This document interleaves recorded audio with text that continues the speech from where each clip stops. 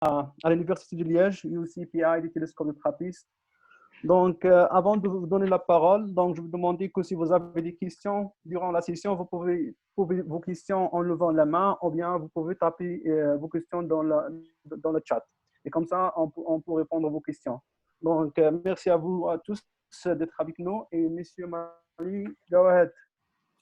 Oui, Youssef, merci beaucoup. Bonsoir à tout le monde. Alors, c'est vrai que c'est un peu une première ce qu'on va faire là ce soir, puisque d'habitude, on fait nos observations tranquillement, je vais dire, pas dans le grand secret, mais en tous les cas, en finalement étant quasi tout seul derrière son ordinateur.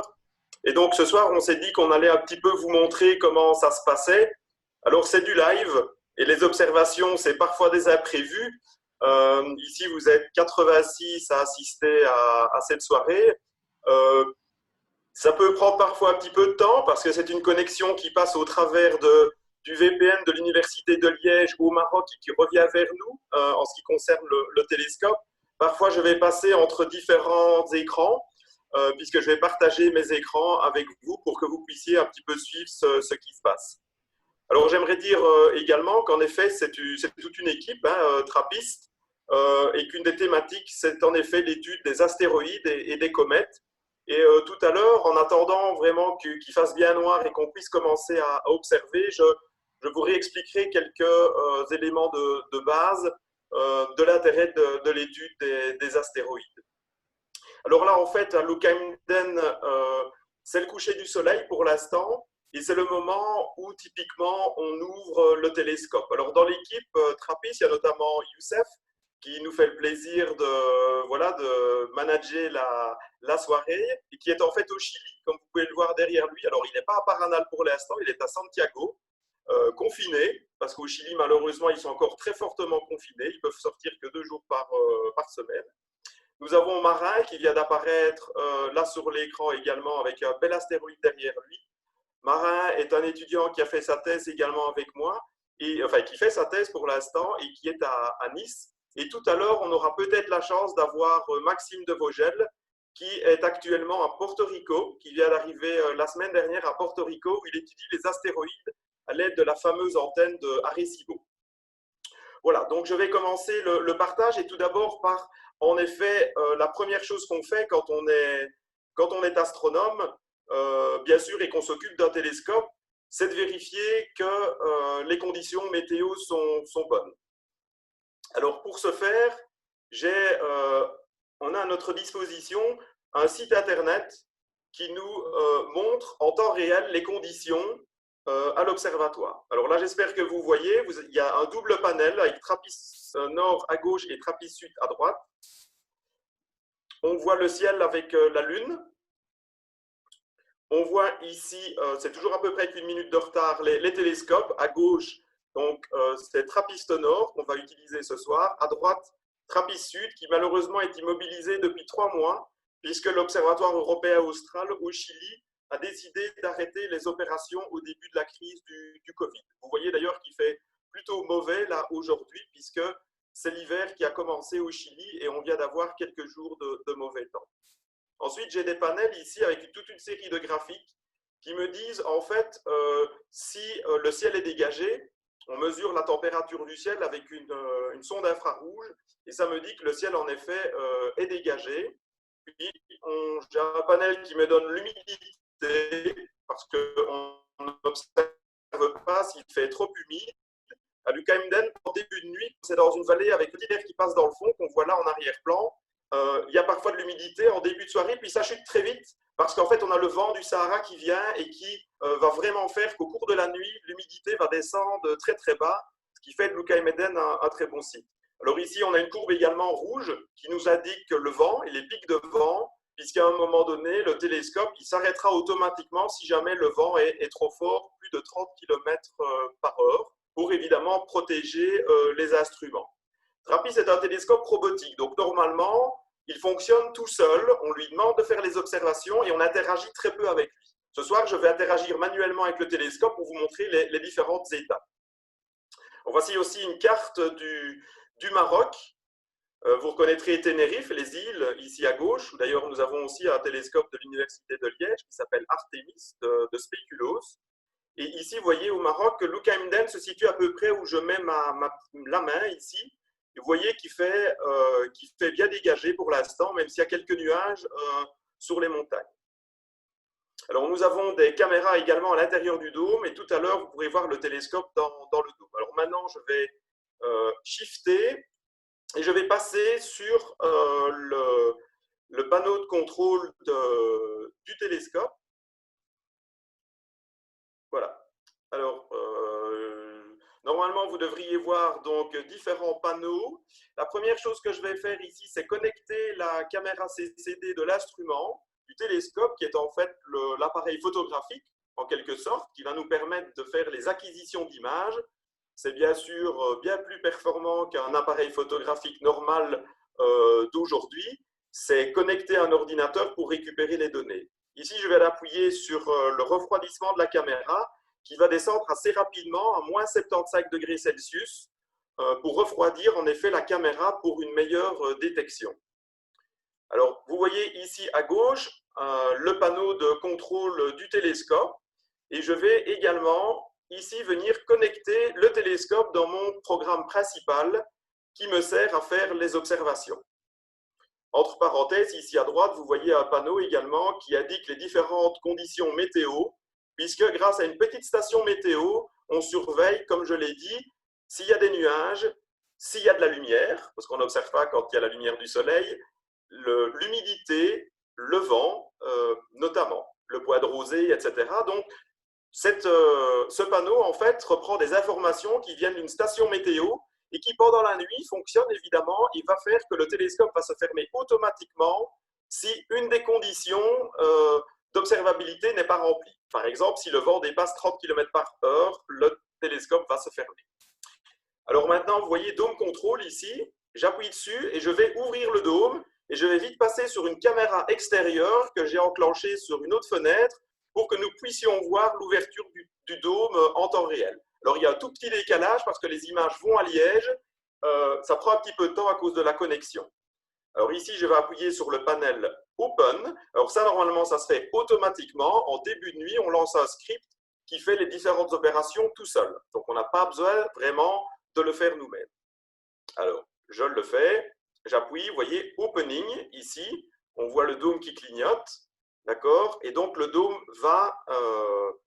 je vais vite repasser sur un autre écran. Hop, voilà, pour essayer d'aller vous montrer ça.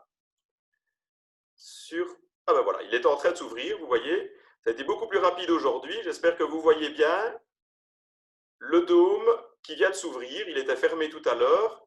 Donc, il est 20h17 en temps universel, qui est le temps que tout le monde, tous les astronomes utilisent. Là, vous voyez maintenant le dôme, en fait, qui se synchronise avec le télescope, car c'est le télescope qui est le chef de l'observatoire, et le dôme est en quelque sorte esclave du télescope. Voilà, donc le dôme vient de s'aligner avec le télescope.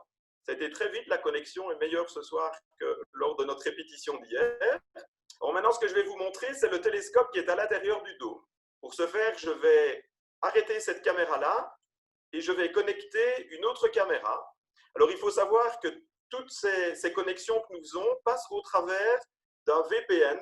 C'est un Virtual Private Network. En fait, on passe au travers d'Internet, mais qui a été encrypté au niveau de l'Université de Liège pour faire une connexion sécurisée.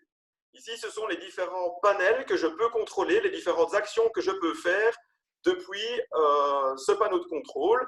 Et notamment, maintenant, je vais aller me connecter avec une des webcams qui est à l'intérieur du dôme. On en a plusieurs, mais je ne sais pas les allumer toutes à la fois parce que la connexion, sinon, est un petit peu trop lente. Alors, pendant que je parle, en fait, le soleil est en train de tout doucement descendre en dessous de l'horizon à Lucaimden et la nuit va progressivement s'installer. Alors, ici, je reload ma webcam pour pouvoir me connecter et vous montrer le télescope dans le dôme. Il faut toujours un petit peu de temps. Voilà. Alors ici, il faut fermer les yeux. Vous ne pouvez pas voir le password que j'écris. Sinon, l'informaticienne qui s'occupe de nos télescopes, elle ne sera pas très contente. Elle devra changer tous les mots de passe. Alors, voilà, je suis en train de me connecter. Donc, on va être en direct dans le dôme.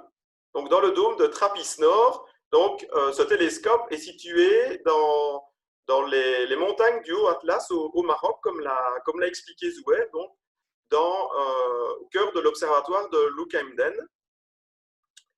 Alors, la connexion est un petit peu lente, mais voilà, on est en direct à l'intérieur du dôme. Alors, en fait, pour vous montrer le télescope, il y a un petit truc. On a des lampes infrarouges qui sont sur les webcams qui nous permettent de regarder le télescope pendant la nuit. Voilà, hop, je viens d'allumer. J'espère que vous voyez bien le télescope. Alors, c'est un télescope qui fait 60 cm de diamètre, donc c'est déjà un télescope de bonne taille, mais ça reste par rapport au télescope professionnel un petit télescope, d'où le nom de TRAPPIST, je vais y revenir tout à l'heure.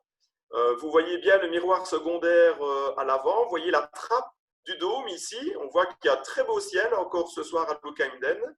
À l'arrière du télescope, vous avez la caméra CCD, qui est ce détecteur électronique extrêmement sensible, et vous voyez les câbles qui retournent vers l'ordinateur. Alors, TRAPPIST est un télescope de type Ritchey-Chrétien, avec donc un miroir ici de 60 cm, le miroir primaire, et un secondaire qui renvoie la lumière dans le primaire, et on forme les images sur la caméra CCD. On a également une roue à filtre que vous pouvez voir ici par la tranche, qui est une sorte de très gros camembert. En réalité, ce sont deux roues à filtre qu'on a accolées l'une à l'autre pour pouvoir avoir au total 20 positions, en fait 18 positions pour pouvoir mettre 18 filtres différents. Et toutes ces 18 positions sont toutes occupées par des filtres différents qui nous servent pour nos études. Alors, entre parenthèses, vous noterez qu'il y a comme des petites taches blanches qui passent dans le champ de vision. Ce sont en réalité des petites poussières, probablement, qui peuvent venir également du Sahara. Alors, les poussières, on n'aime pas beaucoup les astronomes. Par contre, le vent qui vient du Sahara bien sec, ça, on aime bien. Donc, il faut faire avec, ce qui fait que régulièrement, on nettoie le miroir primaire du télescope à peu près tous les 2 mois à l'aide de neige carbonique. Alors, voilà, je vais contrôler de nouveau la qualité du ciel pour vous montrer où on en est.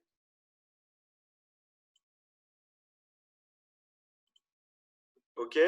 On voit ici cette All Sky Camera qui nous permet de voir que ce soir, nous avons la Lune. D'ailleurs, ça va être un petit peu challenging, comme on dit ce soir, parce que l'astéroïde géocroiseur, le Near Earth astéroïde qu'on va observer ce soir, il n'est pas loin de la Lune. Il n'est pas très brillant, il va très vite. Donc, on croise les doigts pour qu'on arrive à pouvoir le voir. On l'a observé la nuit passée déjà, on a déjà pu prendre des images, donc on pourra vous le montrer de toute façon. Donc, vous voyez que la caméra est assez sensible aussi le soir, puisque là, pour l'instant, il fait de plus en plus noir. On voit ici la luminosité qui chute et on arrive pratiquement, dans 20 minutes, on sera dans la nuit noire.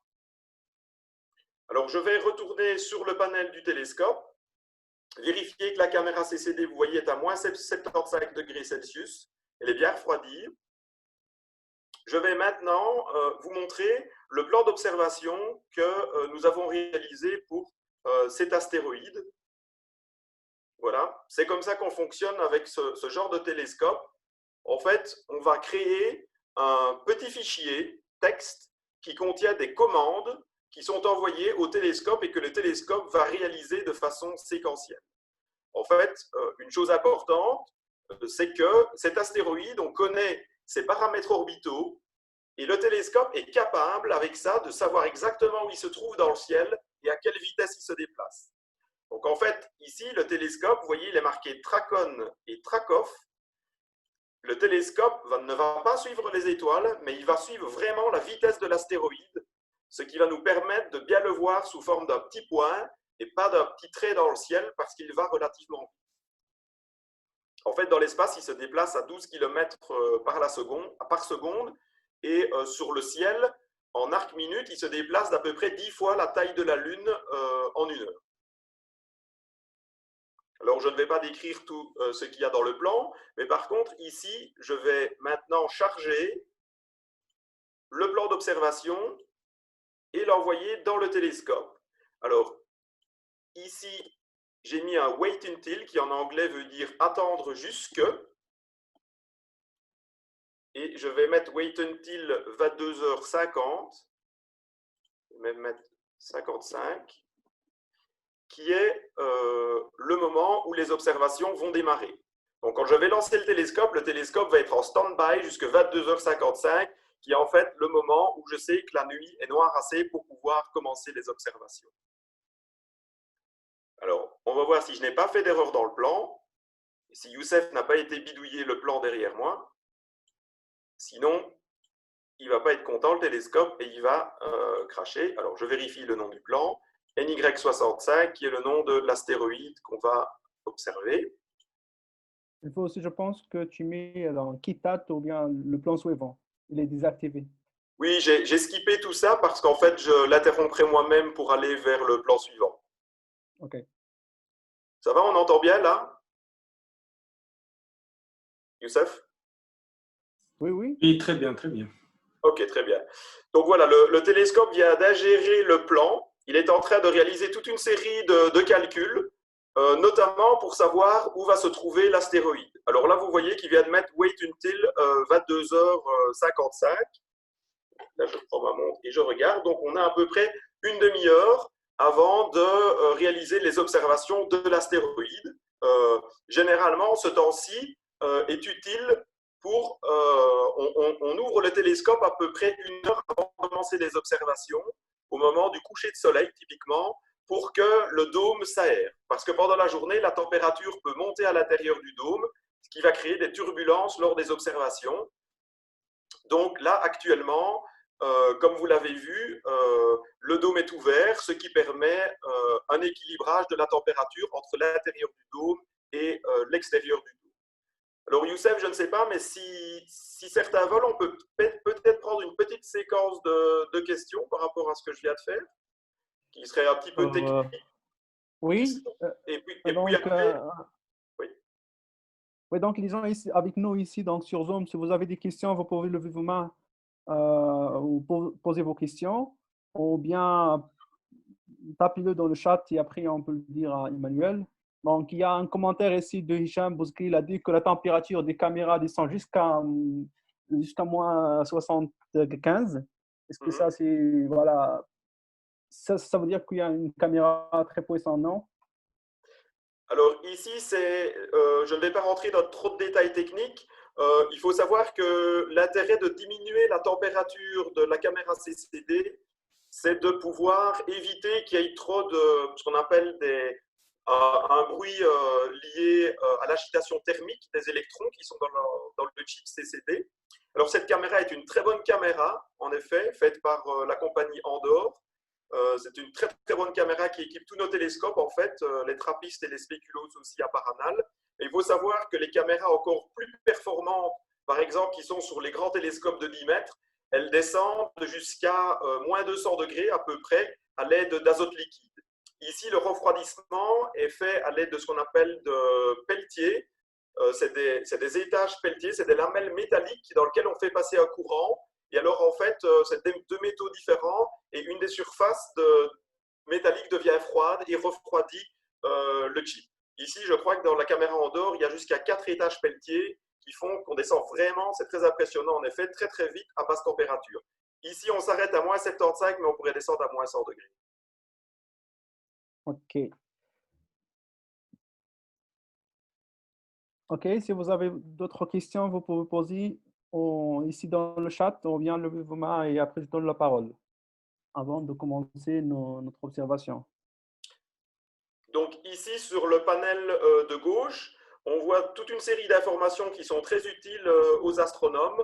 On voit notamment, je vais enlever ceci, on voit notamment les fameuses coordonnées célestes où pointe le télescope. Si tu peux partager l'écran, Emmanuel. Ah, pardon, oui. Tout à fait. Ce sera mieux en partageant l'écran. Est-ce que c'est bon comme ça? Oui. Oui.